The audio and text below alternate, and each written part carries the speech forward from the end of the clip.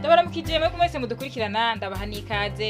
Urano makuru atekanye ikirere cyo kuri uwa mbere igenekerezo rya 30 ntwarante umwaka wa 2026. Mu gitondo hitezwe ikirere kiri mwizuba n'ibicu bike bike mu gihugu cyose.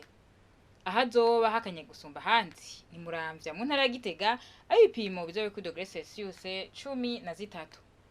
Ku muhingamo naho nyene hitezwe ikirere kiri mwizuba n'ibicu bike bike mu gihugu cyose.